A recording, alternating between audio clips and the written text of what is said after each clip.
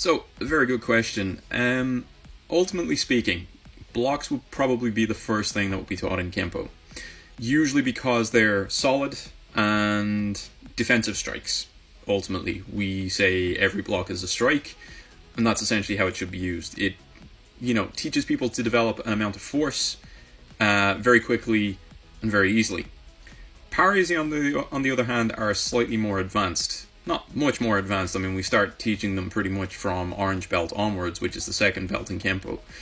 But what a parry allows is where a block is a direct stop, and it's usually a hard strike, so there's a stop in the motion, both in that of the attacker or, in the person doing the technique. There is a slight stop, and then you move on to whatever you're doing next. With a parry is more of a redirect.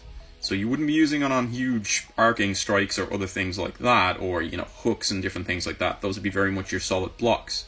But for things like straight kicks, straight punches, or anything like that, you can basically redirect with minimum force. So if a straight punch is coming on this line, I'm moving it off my center line, as you can see there. Miss by an inch, miss by a mile. That's essentially the rule behind these things.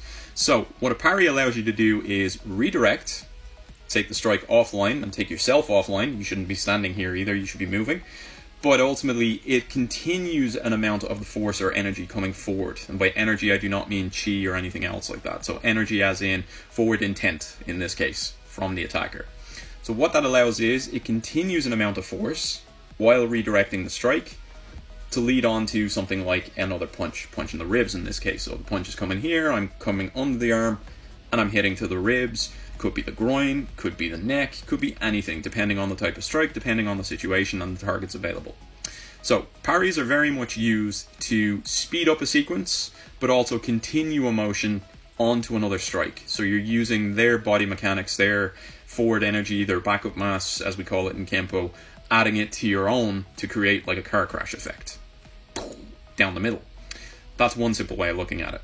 Parries can also be combined. So inside parries or inward parries, outward parries, we have major and minor concepts. So minor to major here, inside outside, inside outside, inside over, and we use these throughout our techniques as well. So again, that's the difference between blocks and parries. Two very, very useful things. Blocks, very definite stopping power, for the most part, as long as you don't give too much to the other side of the body. And then parries, redirection, and continual movement. So continuing their movement forward, your movement forward, and so on. Hope it helps.